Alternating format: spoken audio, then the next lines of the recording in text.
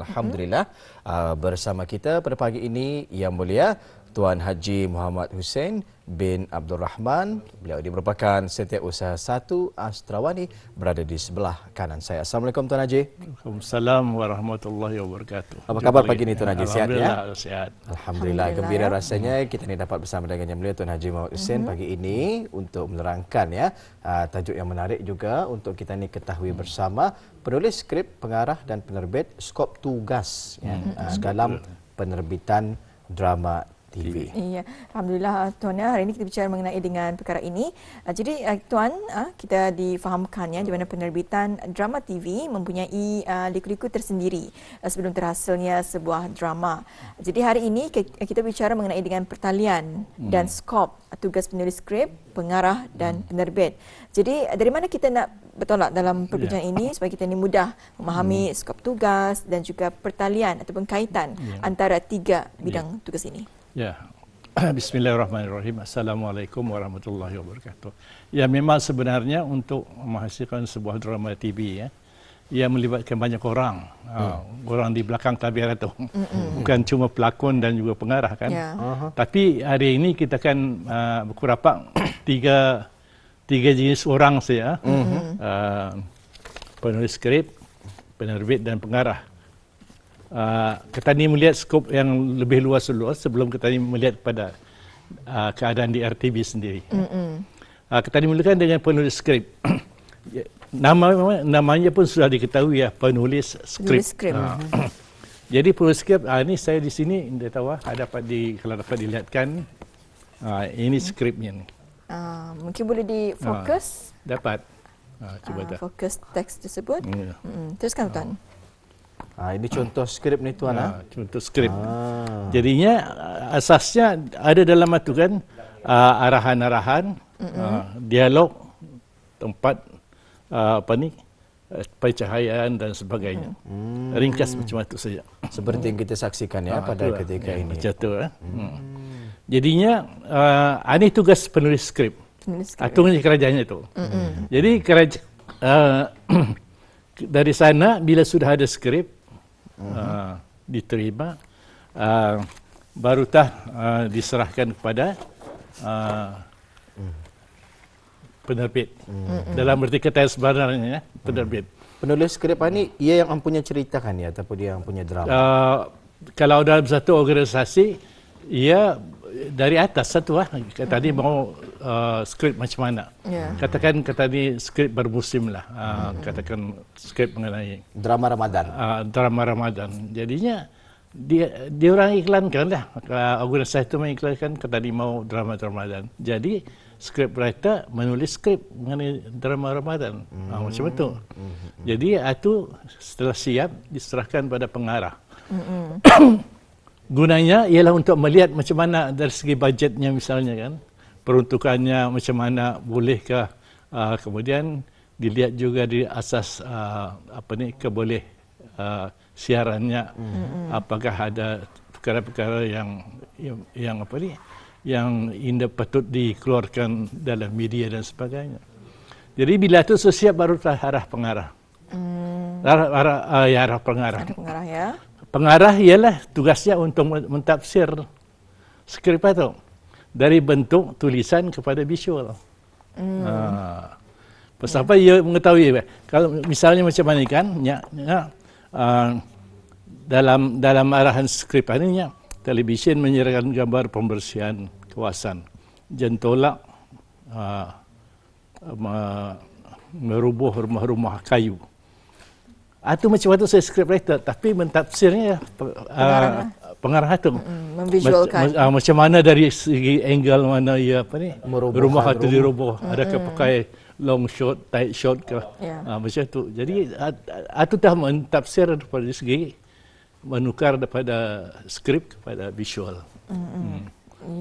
Framing muka orang apa tu kalau sedih macam mana, adakah ia tight shot atau long shot dan sebagainya. Rumah yang akan dirubuh itu rumah yang akan dirubuh itu macam mana kan, bajet siapa. Pasal apa dia perlu memikirkan, macam pengarah memikirkan betul. Kalau tadi ada scene itu katakan misalnya rumah terbakar, indah kan dari segi pengelolaan apa namanya ni, bajetnya sebuah rumah akan dibakar.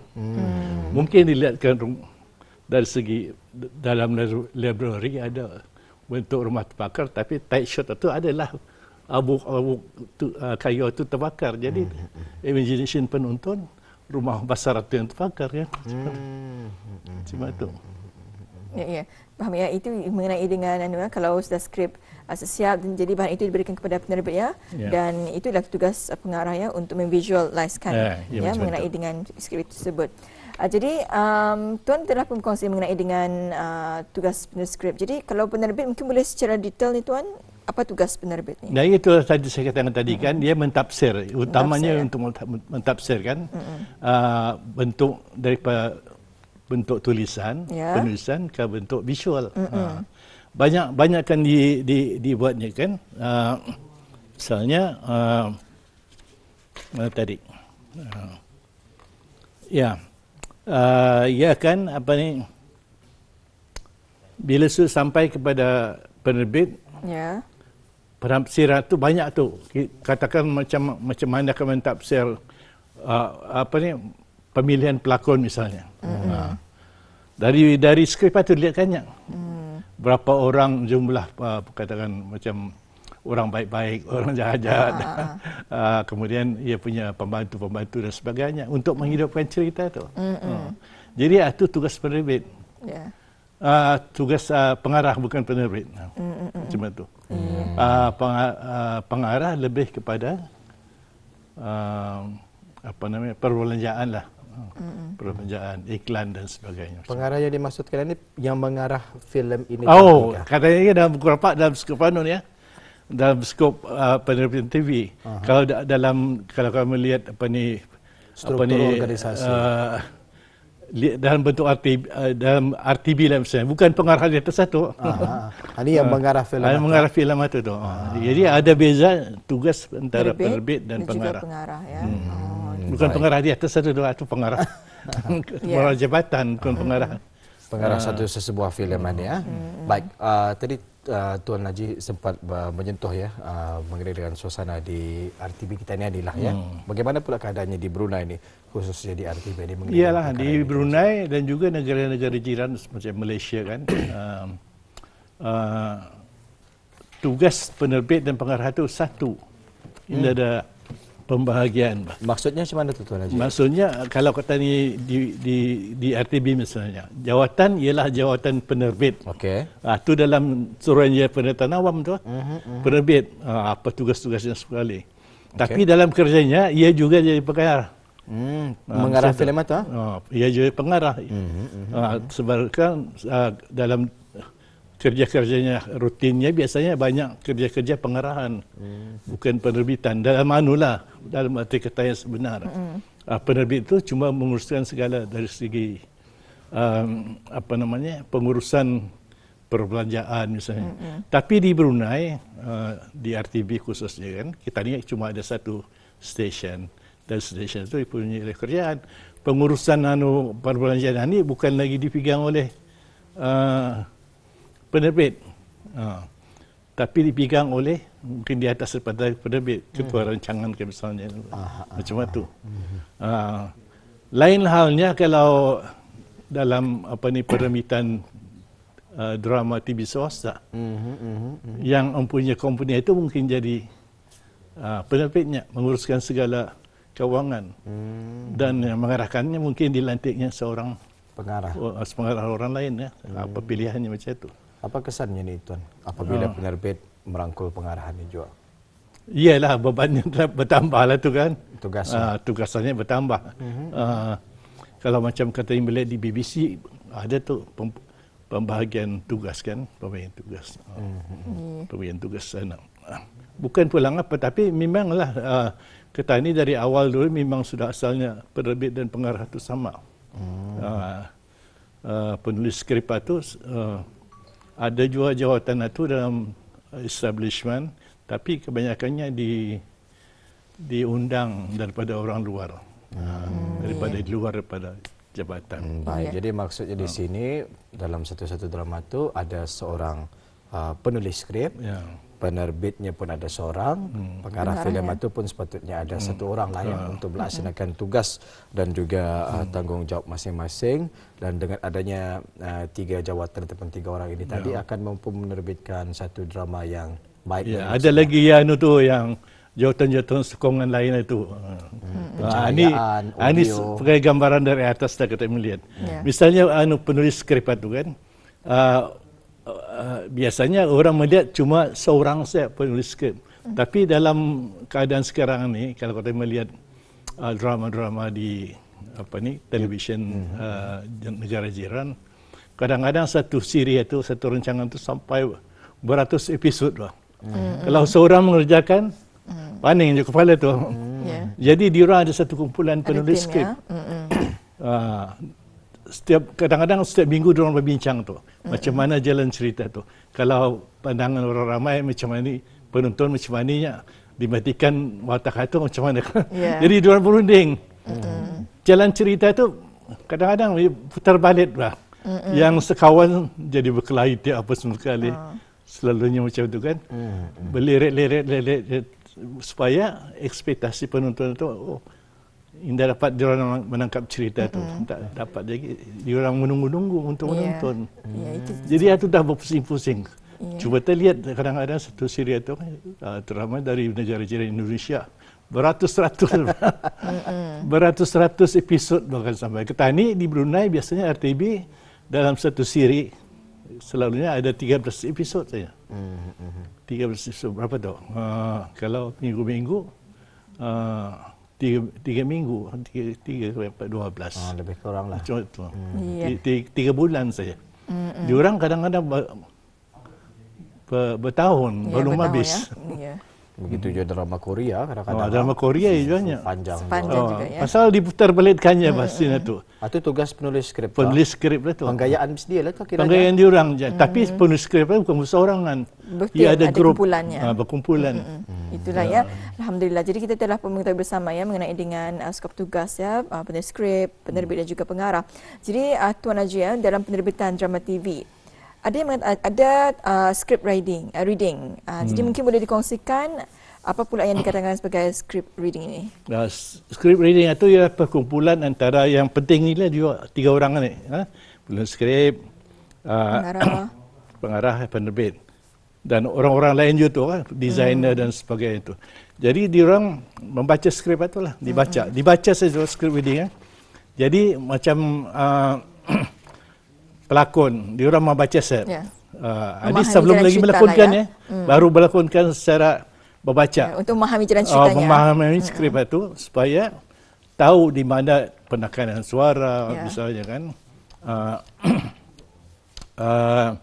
Kemudian di mana berhenti, di mana meneruskan, macam mana tekniknya apa semua sekali. Itu diajarlah supaya masa pengebaran nanti indah lagi buang masa. Lebih mudah kalau misalnya yang indah nampak oleh penonton lah cara pengeluaran suara, stressing misalnya. Habis kita pun kali belajar sebagai presenter kan. Kalau beberapa hari-hari macam ni, kita ni suara kita ni daripada mulut. Tapi bila kita jadi misalnya news reader misalnya, pembaca berita, suara kita ni dari diaphragm. Cuba kita lihat sekarang bila ada berita. Dia orang berkurang apa macam mana? Adakah daripada suara tu daripada dada ataupun daripada mulut? Dari dada. Dari dada, dari dalam rasanya kan, berdengung. Indah kata ni macam mana? Macam biasa ni lah. Macam biasa. Jadi itu mau di stress dalam script reading itu. Macam mana kan? Kalau sedih macam mana? Jadi dapat hidup watakan macam itu. Jadi itu dirundingkan dengan antara penulis skrip dengan pengarah dan pelakon lah terutama kan macam mana. Dan satu aspek yang penting dalam kerja-kerja drama ni, sekiranya aku seorang pengarah kan, kerana aku kena ambil berlakon. Jadi ya, bila dalam masa pengembaraan, aku tidak boleh jadi berdiri sebagai pengarah. Aku tidak boleh jadi sebagai pengarah. Walaupun aku seorang pakar, ia mesti mengikut pengarah waktu pengembaraan itu. Ikut arahannya lah ya. Pasal pengarah waktu itu ia memegang skrip. Ya. Faham? Faham. Dia memegang skrip Pasal banyak orang pandai terutama di Brunei saya melihat dia seorang pelakon yang baik, pernah jadi pengarah. Tapi bila dia kena ambil untuk jadi pelakon, dia mesti ikut kata pengarah dalam skrip yang ditentukan itu. Dia boleh macam mana. Itu berkecamuk dan jadi cerita. Jadi dua orang pengarah tu ya. Dua orang pengarah. Ya, jadi pengarah itu adalah yang kira macam bos lah tu dalam satu drama tu. Ialah leader dalam penerbitan. Ketuanya. Faham. Baik buruk hasil satu-satu terbitan drama TV itu tergantung semula kepada pengarahnya ya. Kalau macam itu di luar, penggambaran di luar. Kalau dalam studio membuat drama, lagi dulu masa saya bekerja di sini lah dulu, orang BBC. Jadi penerbit yang berkuasa di galeri. Ini pun mungkin penerbit yang berkuasa di sampai pagi. Ada. Anda boleh, walaupun orang kanan Jabatan Datuk buku rapat arah handphone di kamera, anda boleh tu. Di alaunya tu. Saya pernah terdengar dulu. Ada bila buku rapat, ada orang basar masuk ke studio, buku rapat tak. Sekali technical manager di atas, siapa tu nya? Who's that? Diberitahu siapa-siapalah orang basar. Cese maboynya.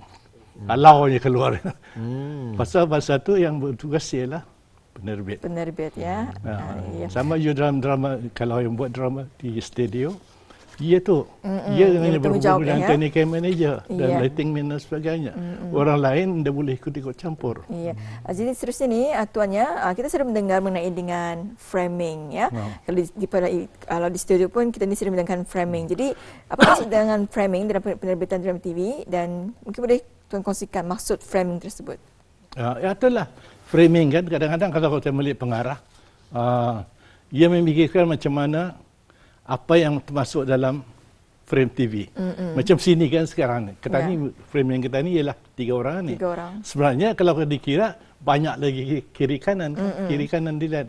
Tapi pengarah memilih untuk 3 saja. Jadi yang di luar tu kadang-kadang kamah benda tentu. Sama juga dalam drama.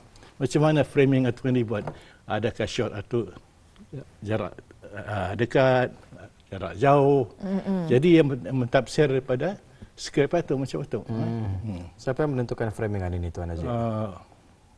Pengarah. Pengarah. Hanya boleh dilakukan apabila berada di lokasi sahaja. Iyalah. Selalunya skrip itu ini yang bersih ni, bila sampai kepada tangan pengarah, bercunting macam-macam. Apa je shotnya, apa semua angle-nya dari mana, adakah low angle, high angle ke, pakai drone ke apa semua. Habis ni bercunting-cunting. Pasal apa? Kalau kita melihat lakonan, orang berlakon itu mungkin mengambil setengah jam atau sejam. Tapi yang keluar mungkin 2-3 minit ni. Angle-nya balik-balik keluar macam ni kan. Pasal bila bertukar angle, bertukar lagi lighting. Pencahayaan. Kadang-kadang pelakon pun harus melakonkan 2-3 kali Iyalah. Itu aspek lain lagi. Pasal apa, macam saya bagi contoh saja kan. Okey. Ini jarang kena lihat oleh penonton ni. Okey. Soalnya orang bekerja di studio kan. Dunia kita ni source-nya kita ni matahari bah. Betul. Matahari maknanya sumber cahaya satu saja. Tapi kalau kita ni membuat dan dilurus, ada sumber dua cahaya nampak bayang. Indah logik tu kata. Hari mau dipikir oleh lighting man. Betul. Macam itu. Dan lagi ceritanya macam mana supaya macam pencahayaannya highlightnya tu depan muka, kemudian filter dari siring itu tepat. Jadinya menampakkan bahawa ini natural ada satu bayang saya. Bukannya 2-3 puting bayang kan. Lurus. Atau orang penonton dia tahu tu, tapi kadang-kadang terasa di mana kan tunya. Atau yang dirasainya. Tapi bagi orang pembuat drama, segala detail itu pun dipikir-pikirkannya. Iya. Jadi itu mengenai dengan framing. Jadi seterusnya ni Tuan, mengenai dengan set dalam drama TV, siapa yang menguruskan sebenarnya? Set ialah dalam mana pun biasanya awal-awal sudah diberitahu tu apa bentuknya cerita kan. Yang menguruskan tu oleh designer. Yang melaksanakan. Untuk merangkak anunya menjadi arkiteknya lah. Katakan ia akan membuat satu scene dalam laut misalnya kan, dalam lautan. Jadinya penerbit akan beritahunya aku mau scene dalam lautan misalnya. Konsepnya. Okay. Itu konsep saya itu. Jadi designer mentafsir apa dalam lautan, terpaksa buat research.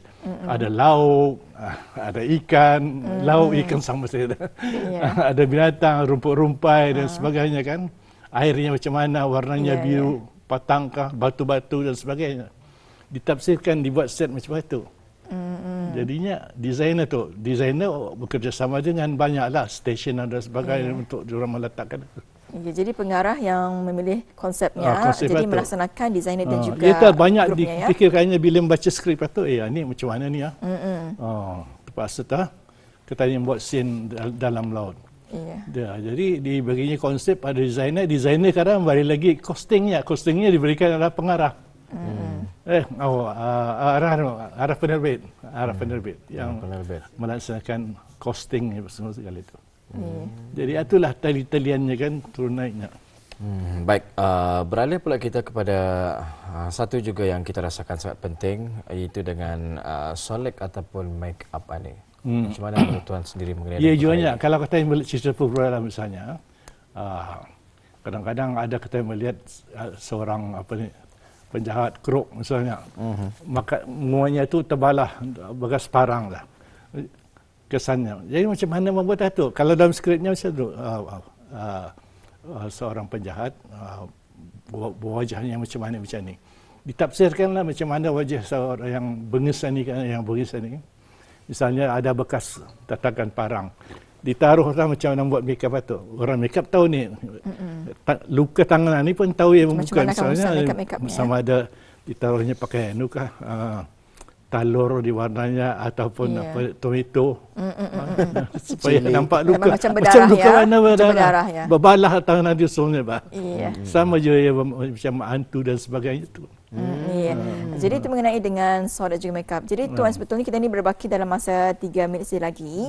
Jadi kalau mengenai dengan penajaan bagi sumber kewangan, bagaimana kerja-kerja itu dilaksanakan? Iyalah itu pengarah lah tu. Tapi dalam RTB biasanya dulu dikendalikan ketua rancangan kan, di atas lagi, satu step di atas.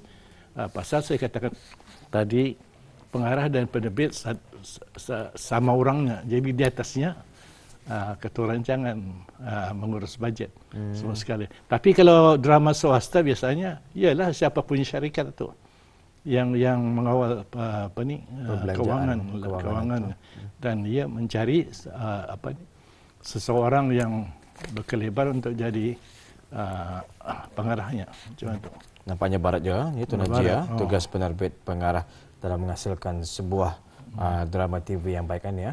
Memanglah, kalau kita ni lihat drama-drama TV kita ni, memanglah kadang-kadang load kerja penerbit dan pengarah itu banyak tu. Kadang-kadang ia lagi diserahkan rancangan lain kan. Tapi yang herannya kalau kita meneliti, bila sampai kepada perbitan co-production misalnya, bisa itu lakonan, bisa atau scene, bisa. Pasal apa? Ialah pembagian kerja itu ada. Budgetnya sudah diurus antara dua stesen misalnya.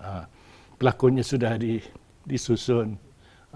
Scene-nya, kemudian lokasinya sudah dipilih dan sebagainya. Sebab itu bisa ada ketentuan awal, banyak perencanaan mungkin dalam 6 bulan dan sebagainya. Kalau kata ni merancang drama dalam seminggu, saya dah tahu macam mana kalang kabutnya tu. Benar ya. Tapi kan kadang-kadang apabila menghasilkan satu-satu drama tu memainkan masa ataupun tempoh yang agak panjang oleh Tuan Najib ya. Walhal apabila kita ni melihat di kaca TV, sejam pun dah sampai. Oh. Ya 30 minit itu kadang-kadang dia tahu berapa lama diorang buat production. Ini terpulang lagi ya, kadang-kadang lakonan lagi mau dipikir apa sesekali ya. Availability pelakon lagi, suasana. Sekarang alhamdulillah lah kita ni pakai video kan. Video bila salah padam saja. Lagi dulu pakai filem, lagi dulu TV satu ken tu 400 kaki tu. Kalau dah lurus dibuang tu. Sayang. Berapa banyak belanjanya? Iya ya, alhamdulillah ya. Jadi Tuan ya, itu kita katakannya mengenai dengan tugas penulis skrip, pengarah dan juga penerbit, skop tugas dalam penerbitan drama TV. Baik, sebenarnya ilmu yang dapat kita dipelajari. Apapun terima kasih kepada Yang Mulia Tuan Haji Muhammad Hussein bin Abdul Rahman, itu Setiausaha 1 Astrawani ya. InsyaAllah kita akan bersama lagi Tuan Haji dengan perkongsian yang lain pula. Assalamualaikum Tuan Haji. Waalaikumsalam warahmatullahi wabarakatuh.